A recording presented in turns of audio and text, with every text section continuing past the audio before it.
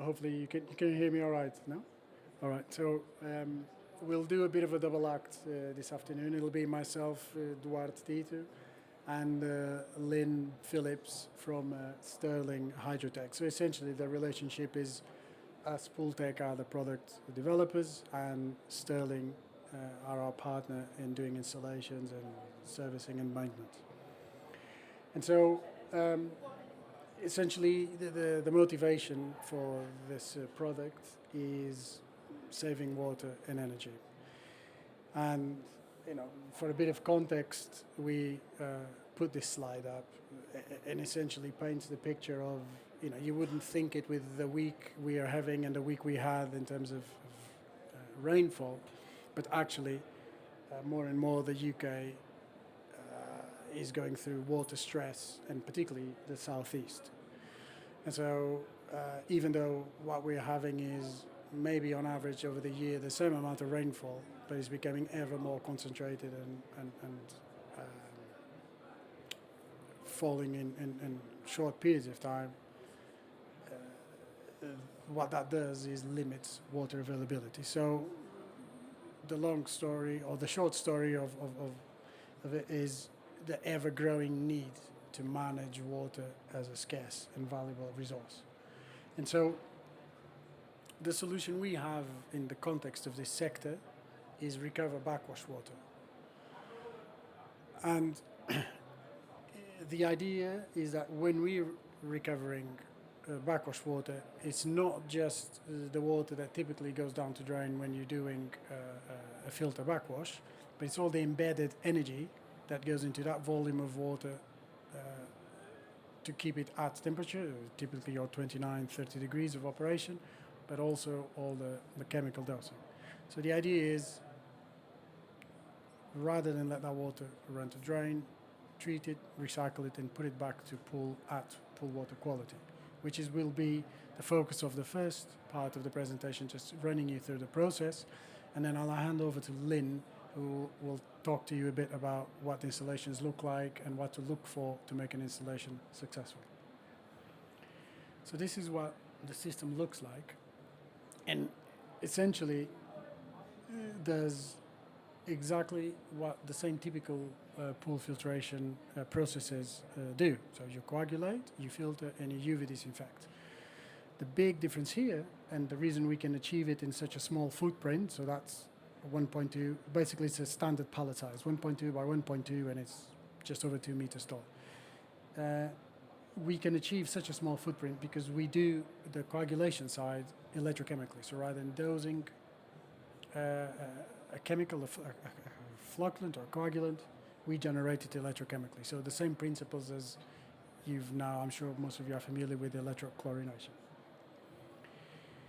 So if we go back, and it's a very generic simplification of what the typical pool operation looks like, but you'll have the volume of water being constantly recycled between the pool filter and the UV.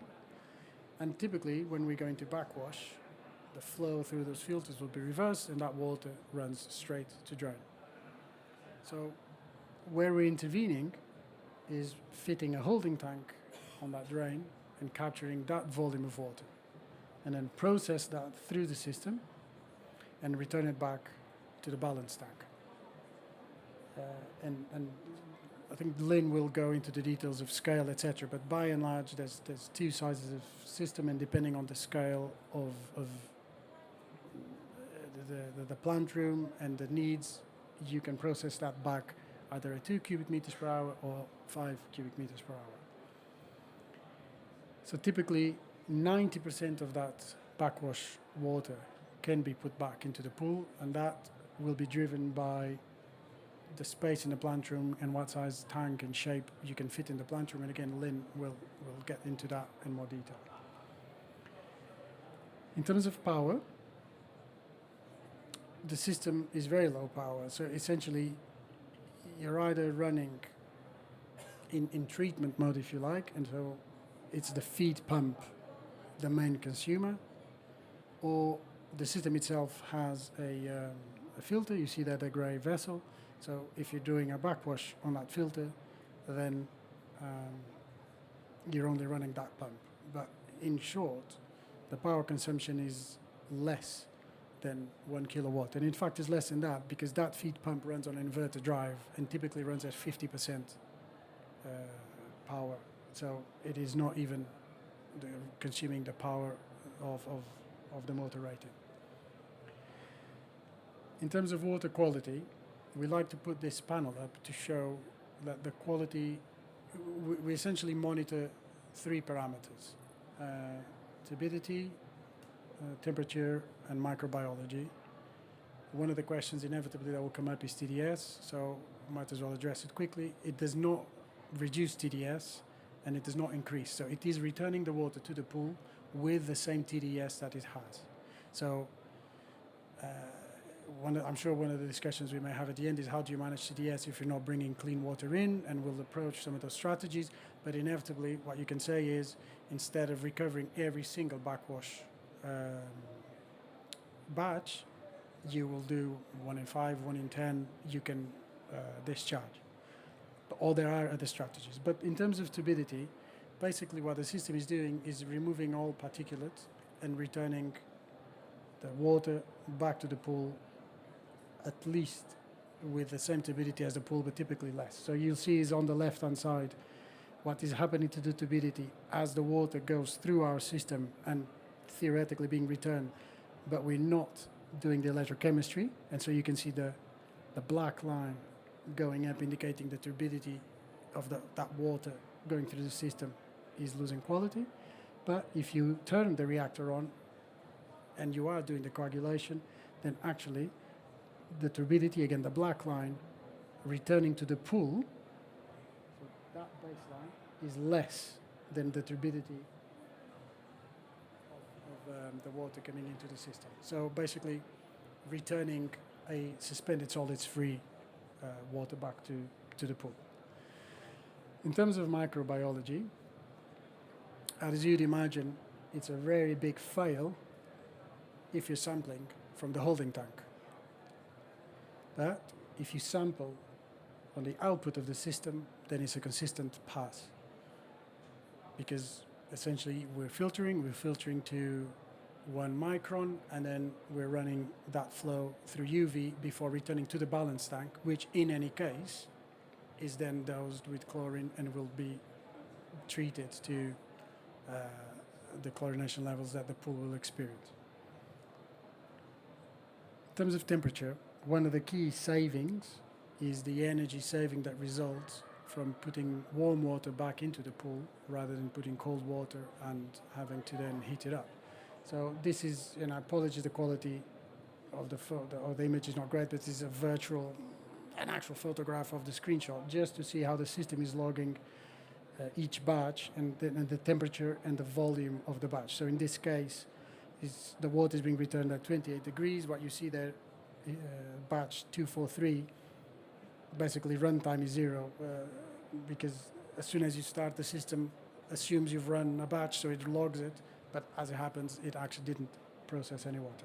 So essentially, in this case, batches of either from 5 up to almost 15 cubic meters are being processed and returned back to the pool at 28 degrees. So in terms of TDS, this is TDS sampled on a particular site over a year. And so our argument is if TDS was increasing as a result of this implementation, you'd see a constant increase in TDS. And what you find is they actively manage it, and either they'll have other maintenance interventions that means they're bringing fresh water into the pool, or every so often they may not do a recycle and they bring fresh water. So each plant room can decide how to manage that and how many backwashes to recover and how many of them to put in. There is another strategy to manage TDS, which Lyn will discuss.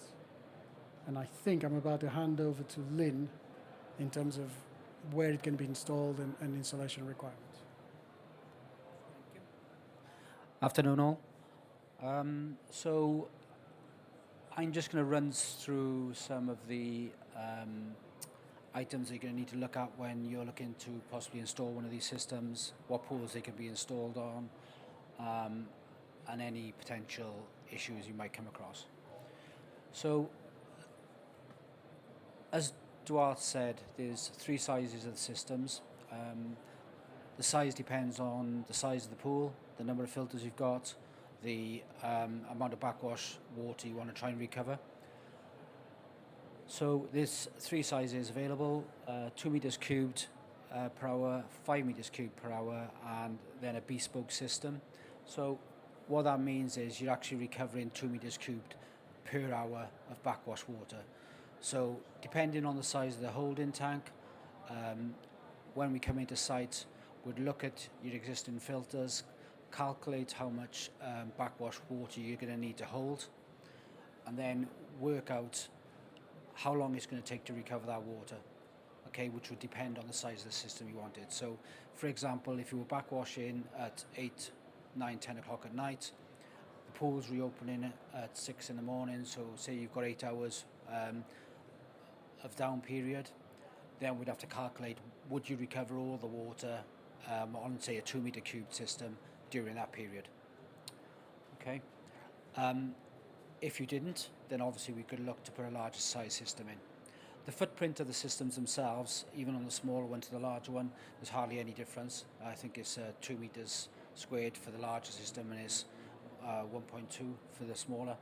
So there's not much difference in size of them. The biggest variable is obviously the size of the backwash holding tank that you might have to have.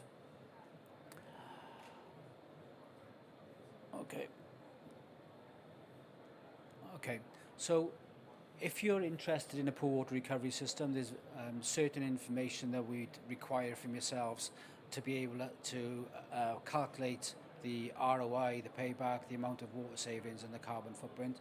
This is just an example of one of the ROIs that we've produced for one of the sites that's had one installed. So we'd need certain information off you, things like your energy bills, water costs.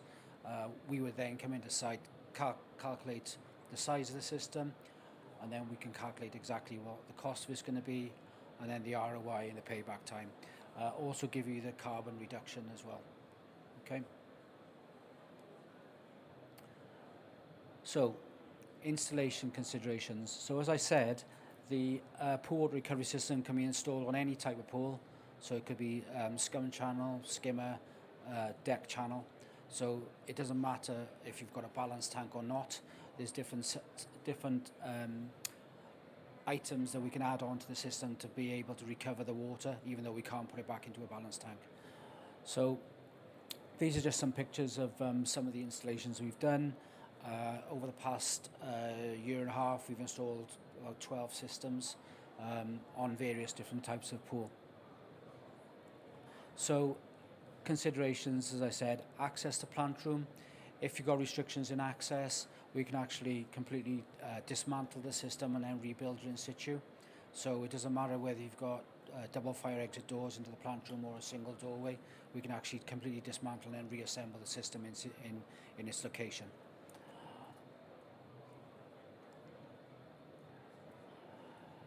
So the other consideration, is there an existing backwash holding tank on site?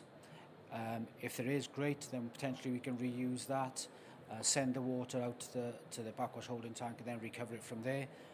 If it's not, then we can install holding tanks, whether they be internal or external.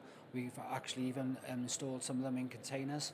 So they're all fully insulated, so there's no heat loss. And then we'll pull the water back from there, and the pool water recovery system could even be in a container, or it can actually be inside the plant room. And then we can recover the water and then put it back into the pool. So the picture on the right-hand side is actually a holding tank that we've installed within a plant room. There wasn't any space to install one outside. This is a sectional tank, so they actually come in 1 meter square sections, so they basically fit through any single doorway. So there's no issues, and then we can reassemble it actually in situ wherever we need to put it. Again, as I mentioned earlier on, if the pool hasn't got a balance tank, it's not a problem. When the pool water recovery system batches, we can send it into a secondary tank. From there, a small booster pump will pump it back into the system itself, and it'll connect back into the circulation system, go back through the filtration plant, back out to the pool. So also there might be a situation where you have got a balance tank but we can't access it for various reasons. So we may actually put a secondary tank in those situations anyway, because it actually might be easy to recover the water in that way. So this is just a diagram of a system with a secondary tank. So you can see the pool water is being recovered, goes into a backwash holding tank, into the pool water recovery system, and then that transfers it into a small transfer tank with a booster pump, and then just reinstalls it back into the circulation pipework between the circulation pumps and your filtration plant, and then back out to pool.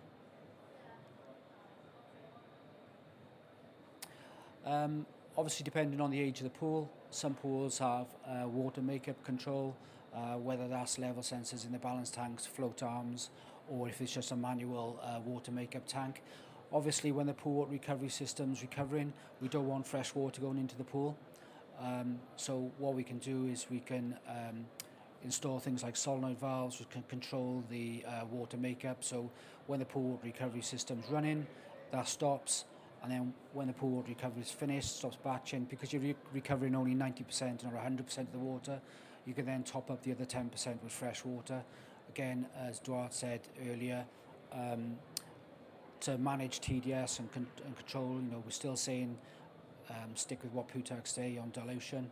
So you can either every 1 in every sort of 5 or 1 in every 10, you could just do a manual backwash. So you're still backwashing in with fresh, but obviously on a daily basis or whenever the pool water recovery system's running, you're still adding in 10% of fresh water on top of the recovered water as well.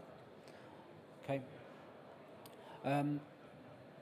The systems are also monitored on Wi-Fi, so we can take data off the system, check its operation, how much water is batching, and obviously then that can be put into a format and that can be sent back to you for data if you want any data on how much pool water you've actually recovered.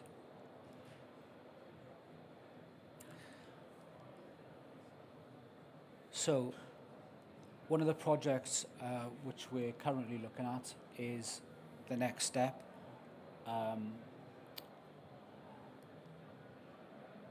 And that's it, to link it into rainwater harvesting as well. So not just recovering the pool water, but recovering fresh water or using rainwater instead of fresh water, recovering that, putting that back into the pool. So obviously that's going to then save on freshwater makeup as well. We're currently looking at a project at the moment where we're looking to do this as well. So given what Duarte said at the beginning of the presentation with the obviously the restrictions on water usage moving forward, we see this as probably the next step. And that's me done. If anybody's got any questions for myself or Duarte, happy to answer them.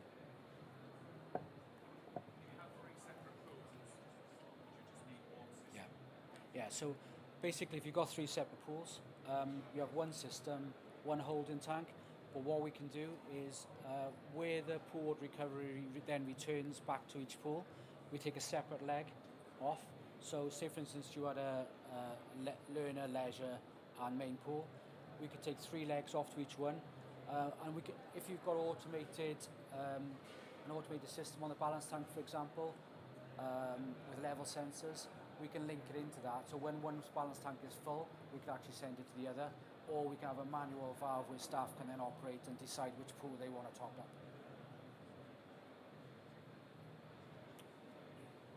Is there any additional cleaning regimes for the holding tanks? No, we'd have to. Is there any additional cleaning routines you would have to have for the holding tanks? Only to what you would do with any other storage tank. So for example your balance tanks, we'd recommend the holding tanks just cleaned out every year, do an inspection on them. So same as your water tanks, same as your balance tanks. So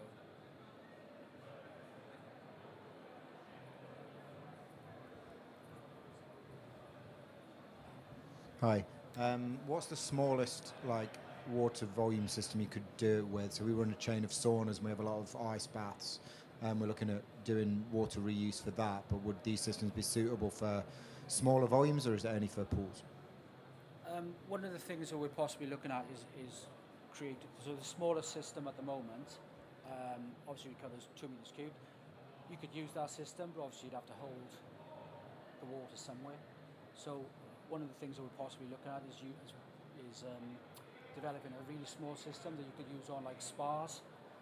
For instance, where you've got holiday parks which got to drain down the spas every single day, like a portable system that maybe you could put it on like a truck, capture all the holding water and then reuse that. So at the moment, the 2 meter cube one is the smaller system, but we are looking at developing something maybe smaller that you can use on a portable basis.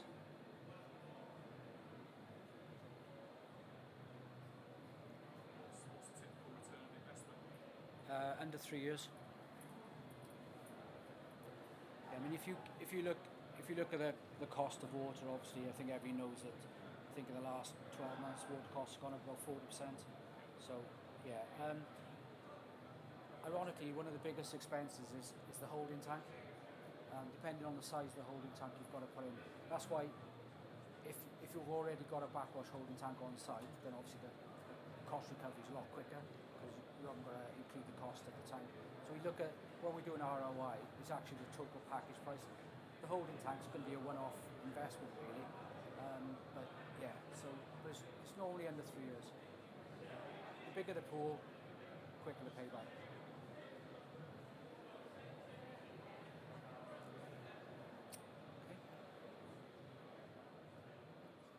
Okay.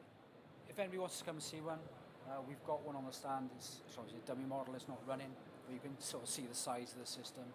And yeah, if you want any more information, just let us know.